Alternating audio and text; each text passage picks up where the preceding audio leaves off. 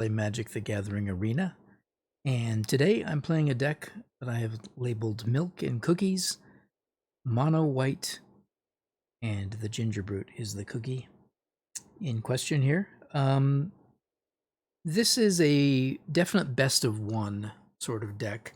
I don't expect decks like this to be very versatile.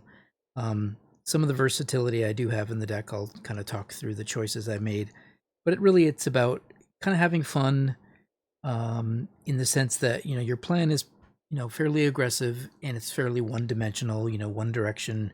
You put creatures down, you try to put some either equipment or enchantments on them and make them very tough and hard to interact with, and then try to win. Now there's a couple non-bows here for those of you who are already astute enough to see the Hushbringer in the deck, and the Skyclave Apparition. Definitely not, they don't work well together.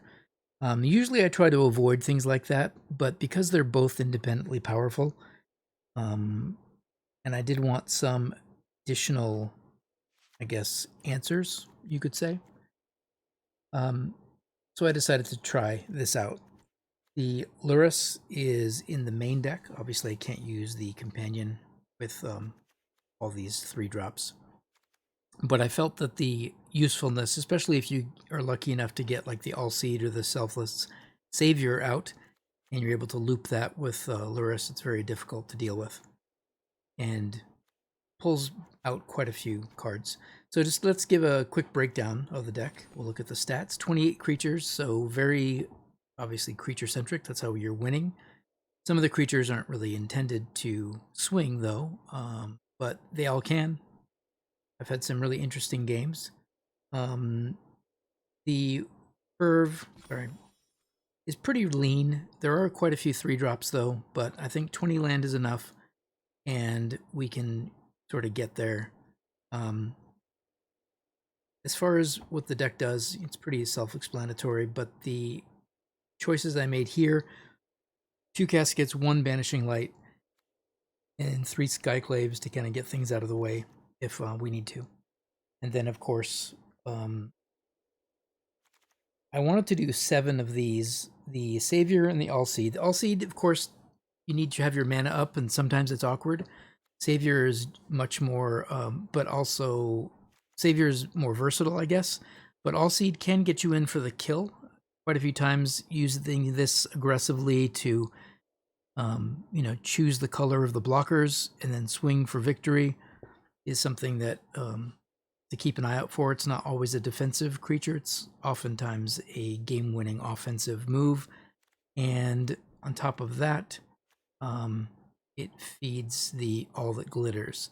So if you look at the enchantments, artifacts, 22 of these help the glittery fun. And that's always a blast when you're able to get Tinkerbell, or I guess you could call it Christmas cookies with, well, I guess it would be glitter. What's that? Christmas little sugary Christmas cookies. So yeah. Anyways, that's it. That's what the deck does. I guess Mecha Godzilla or Crystalline Giant is a card that might be a little bit, I don't know. I think when it does land, it's pretty fun, but I think it's reasonable that that's a 3-drop that maybe is a little awkward.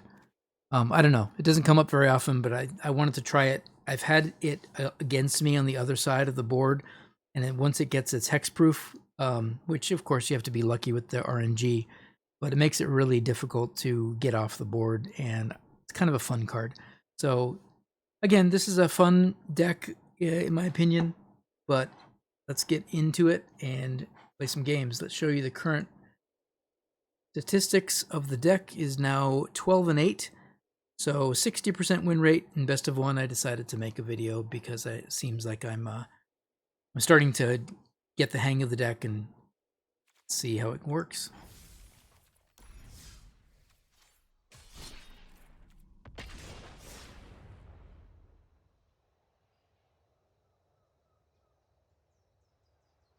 And as a content creator, making decks or trying decks out I find that it's very difficult. You know, you play a dozen games, maybe, 20, 30, 40, 50, 100 games, and the win rates might go up and down.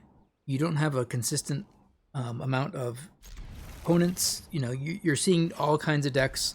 So using deck trackers is a really good way to. So mono white. It's not enough information to know what they're doing, so I'm going to just pass the turn here. Sometimes I just drop the giant killer. I only have 2 of them in the deck because they don't really fit the theme, but again, it's removal that feels good when it does. Now, I'm going to start with the Luminarch here because typically they won't have, since they're on 2 planes right now, I have to hope that they're on mono white, but we never know. Anyways, about the ability to know if a deck is doing well, or oh, that's good, or to track its viability or competitiveness, things like that. It's sometimes really hard to get that to all work out, because what you're doing is your sample size can be very small. You've got opponents all across the board. You've got lucky streaks. You've got if you're testing or trying to build a deck for your local tournament, maybe for your game store, or maybe for your friends if you're playing kitchen table Magic, it's much easier to make deck decisions, choices of your sideboard, choices of your just main deck choices that are more relevant to your play group. And when you're playing as a streamer, when you're just playing ladder, or you're playing, you just never know what you're going to face. So you have to be a lot more open to see, I've just hurt myself here, but that's okay. That is okay. Chances are they'll deal with the Hushbringer. I'll be able to deal with Heliod. Skyclave. And now I'm thinking I drop the Giant Killer because I have a second one in my hand and I want to be able to take away, tap down potential blockers, depending on what they have. See what they hit. Probably the Hushbringer, right? Yep. Good for me. Now, how close are they? They need Devotion 5. They've got 3, so it's pretty quick. They'll be getting that active pretty fast. So I need to put a stop to it. Thankfully, they got rid of my Hushbringer, so I can do that. Now, I don't know if it matters too much which one I pump there.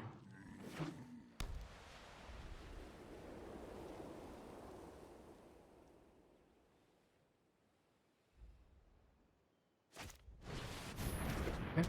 So there's sort of the traditional life gain mono white, it looks like.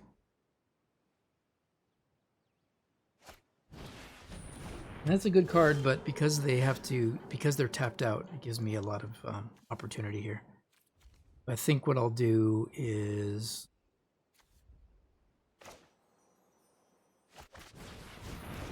Casket Linden while I can.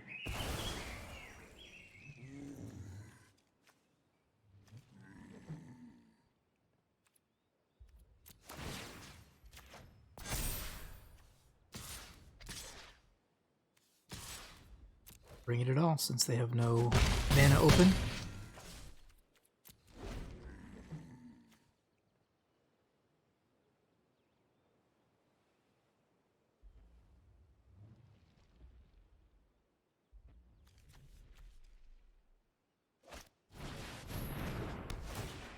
Got lots of removal.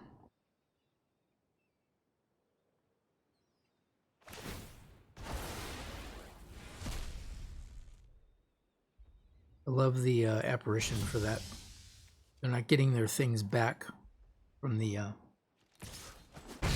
Banishing Light, and if I do clear the Banishing Light, I get to get my Skyclave back, so that's pretty cool. And I can use that to something else.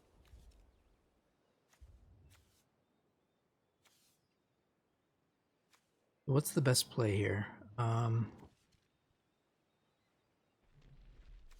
They have All Seed, which can protect enchantments, so that's pretty good. Maybe I just...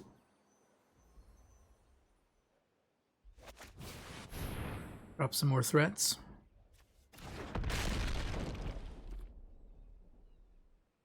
Seems reasonable.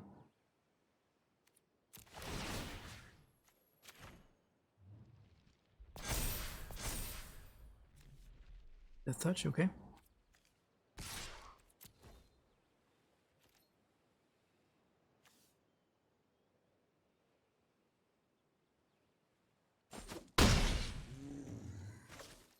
Right, they do have 3 cards in hand. Trying to think of the worst case scenario. Moth is pretty solid, but hopefully I have Cyclave. Stop that. More land, which is okay, I guess.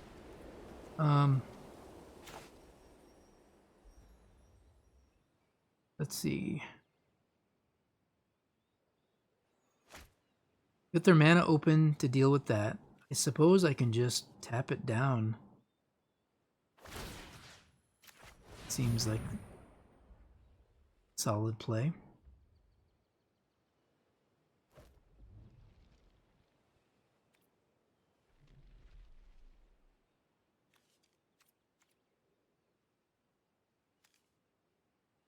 If I make them use that, they only have 1 blocker.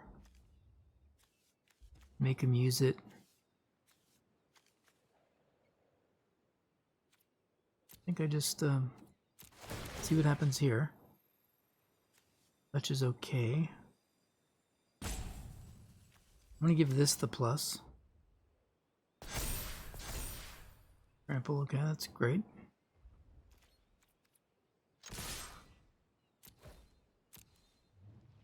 They block with the All Seed. Then I can get the Broodmoth with the Apparition. They block conservatively. Looks like what they're doing. Feels pretty. That feels like a good place to be.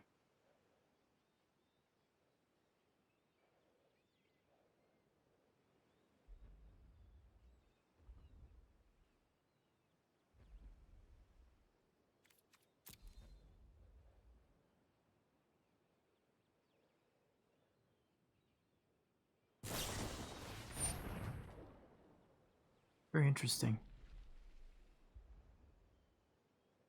Well, they use their mana, so I've got a couple of options now.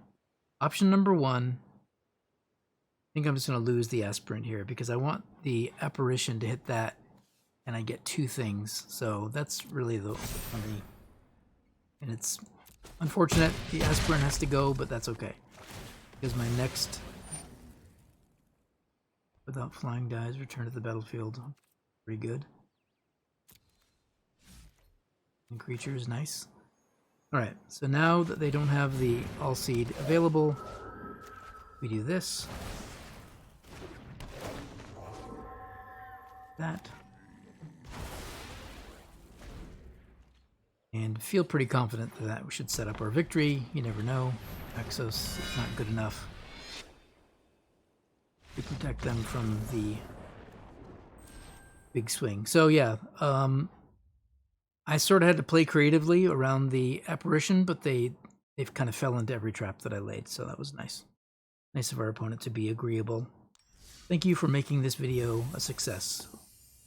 Obviously, getting into a YouTube video and then losing is not, but it's not necessarily about winning and losing. It's about the development of the deck and the plays, and maybe you have ideas.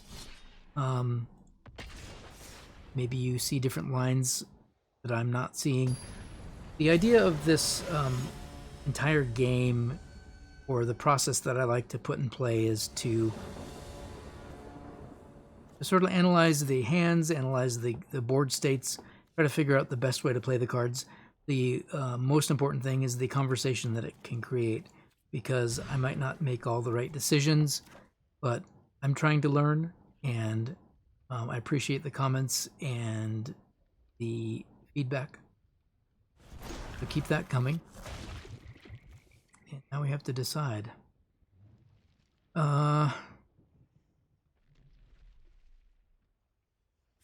Guess we'll just take the 3-drop out of there and see if that helps. Time for cookies. And there's 1 point of damage. We are winning.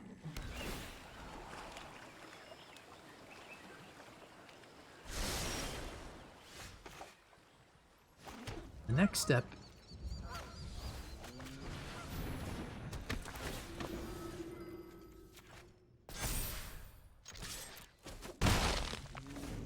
blue-white so far.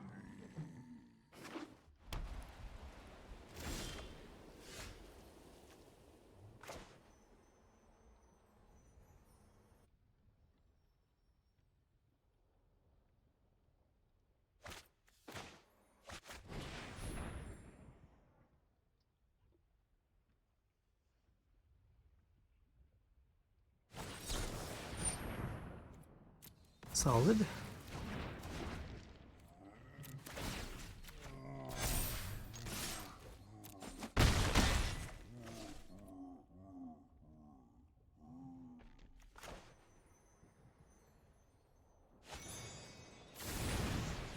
I think I'm going to go with aggressive pressure here in this game. I mean, I don't want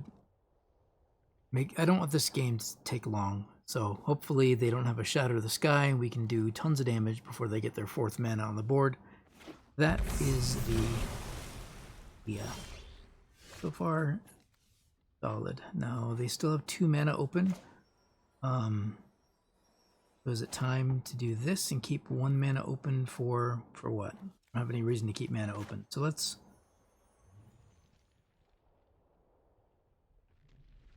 with this. Now, what are we gonna do?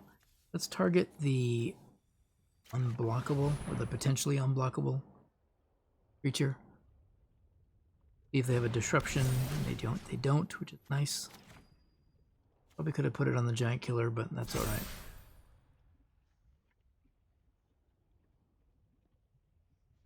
They have a brazen borrower to slow me down.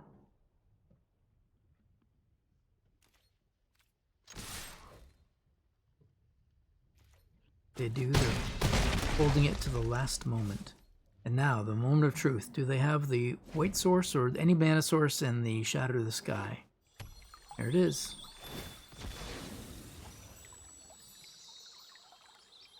I'm guessing blue. Wrong. Shatter.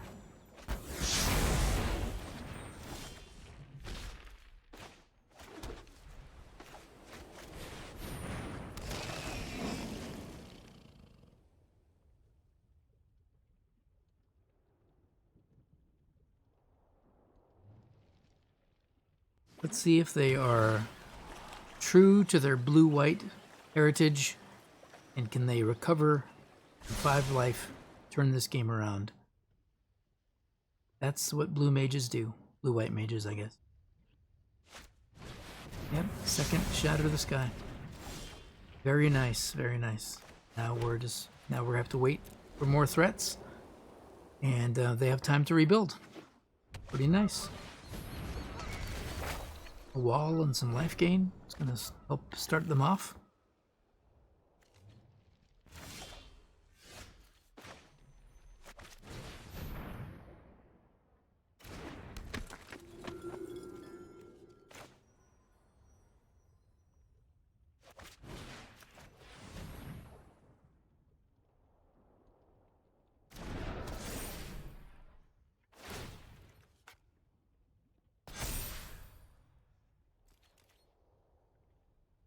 Area threat?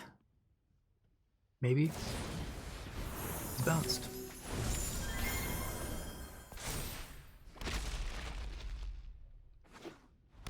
Those of you who love the blue-white control decks, this is your yeah, this is for you.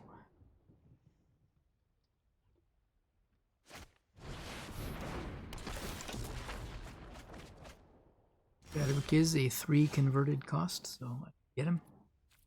Tapped out, but they also drew a bunch of cards, so not necessarily ideal, but hey.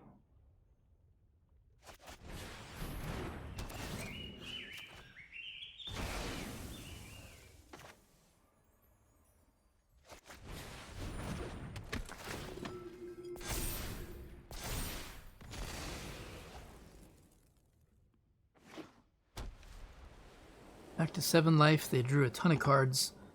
So this is sort of where the power of control takes over. I'd say that's pretty solid.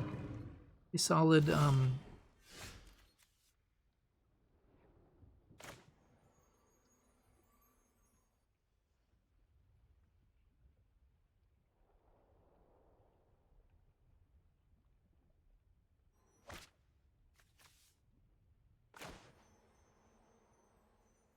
I don't think I'm going to win this race, unfortunately, but I'll try.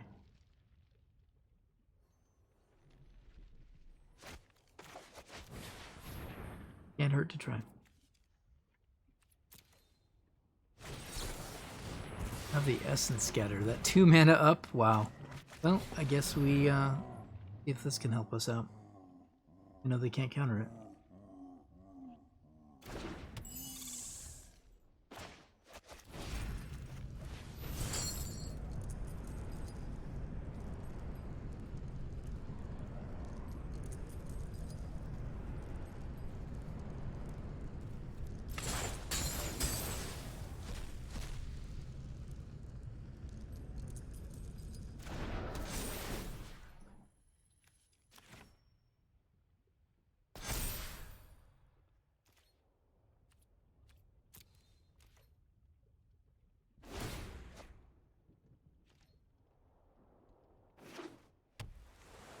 And we get to blank Yorion with the Hushbringer. Not that that's really an essential part of their game plan, but we also blank another Gadwick, and they just have another bounce, another Borrower. So it feels like this game is way over. More card draw.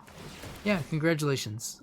I mean, that's what mono blue, or blue white rather, not mono blue. Blue white can do this. So they were rewarded double shatters. I just have to avoid decks that can do that to me. Back up to 15 life already. We felt so close. Things felt so good for us. Alas, not good enough.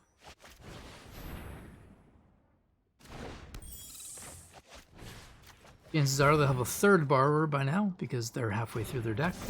Why wouldn't they? Going to keep fighting. Why not? Good blocks.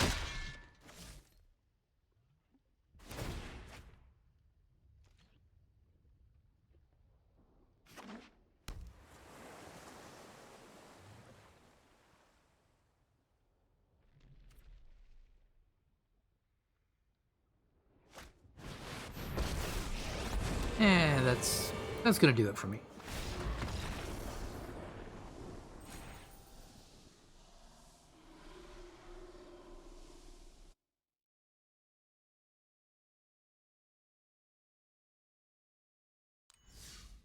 But well played for my opponent. They played it perfectly.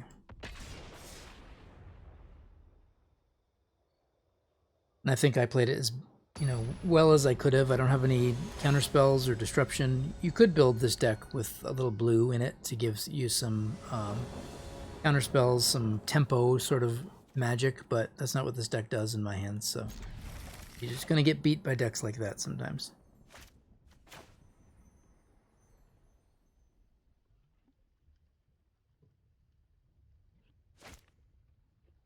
Ugin face, Ugin sleeves.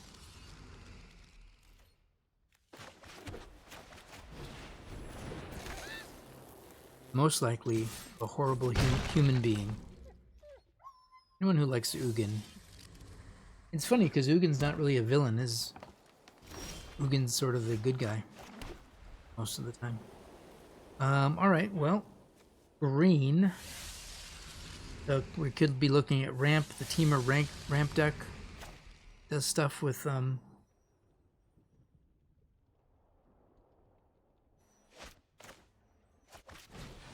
Ugin, and see if we can just outrace them here. Like we tried last time to outrace the blue-white deck and failed horribly at it. Alright.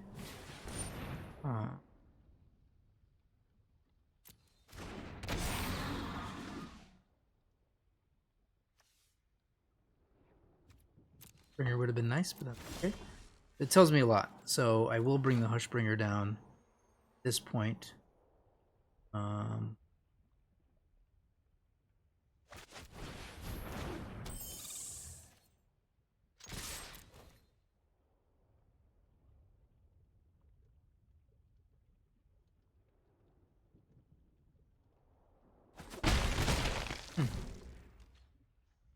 No block, so they might have some, maybe they have, oh, that's interesting. So it's a token, so Celestia tokens, I guess? What I'm anticipating here.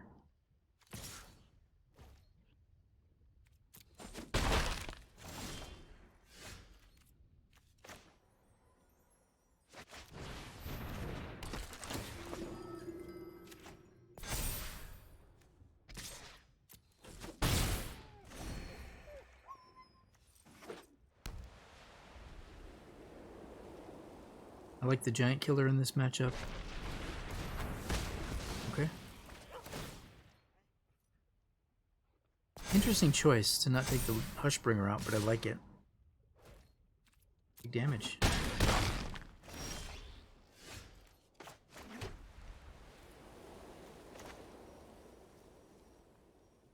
I do have the giant killer now, so I think that's what I'm going to use.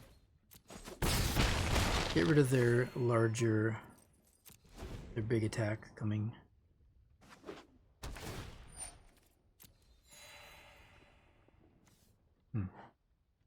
Not a fan of those. Got one life, but losing the that's pretty interesting. Put one. Okay, so can I full control this? I just lose my Hushbringer, and that's not bad because I could apparition next turn. Okay, so I do have a window. I was hoping I'd have a window to kill this in response, and then take the kill it, and then my creature lives. But I guess I didn't have that window, even with full control. Someone can tell me whether or not I'm right about that.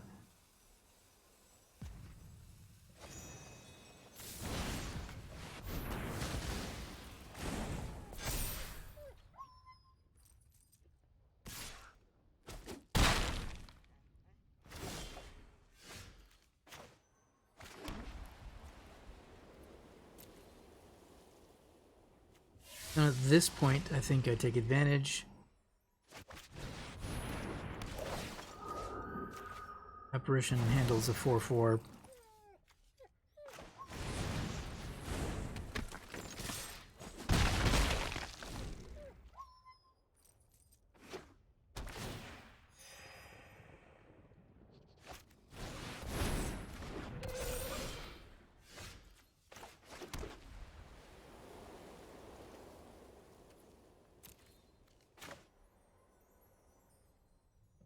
Tap it down, swing it for 4, or do some funky stuff.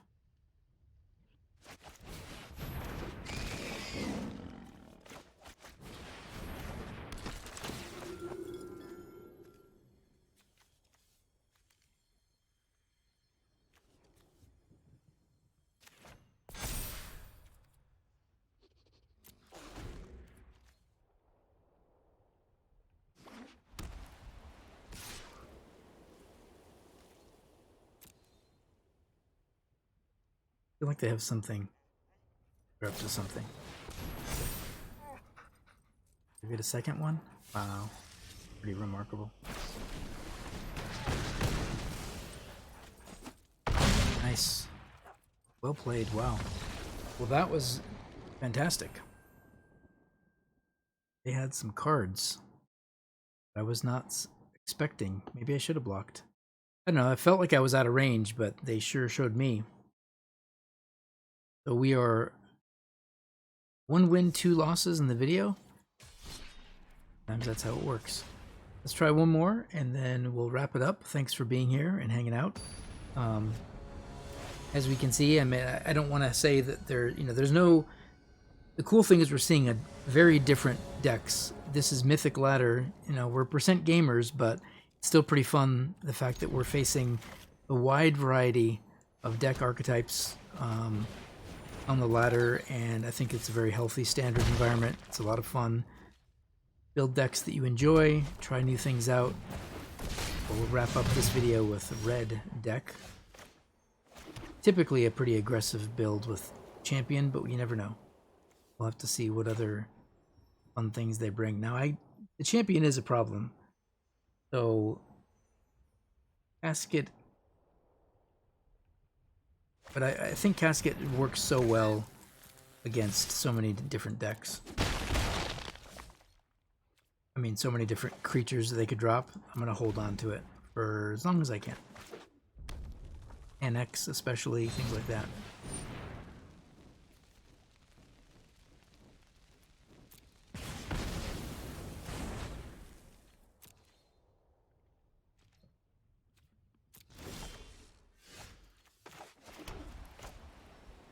Well, they didn't attack, which is very interesting to me. Red players who don't attack with a first striker because they want to block, I don't know. I have my...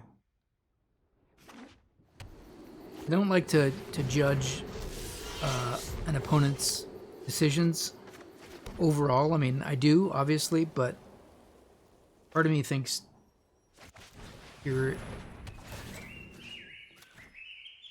playing red, you've got to play to the, you know, you got to play it the way it needs to be played, which is never stop attacking. Maybe they had other ideas, maybe they just gave up. I don't know. Hard to say with the reasons, but in my opinion, red mages should be very aggressive. And I'm not typically an aggressive player, so I have a hard time playing red decks in that I'm playing like they do. Holding back blockers, deciding, you know, making these big-brained moves that, and I, of course I'm saying that, and everyone's like, hey, hold on, you mean to say that red players have small brains? No, I didn't say that specifically. I didn't say those words. I implied them, of course. But no, what I mean is it's a different mindset. The mindset of an aggressive player, bloodthirsty, you don't care about, you know, the blocks and the tricks, you just swing. Every point of damage counts. Towards the end of the game, you'll realize that mono red will win more games by being hyper aggressive than it will by doing what that player just did. But no, it's not a personal attack. It's more of an observation of playstyles and build the deck that fits your particular style of gaming.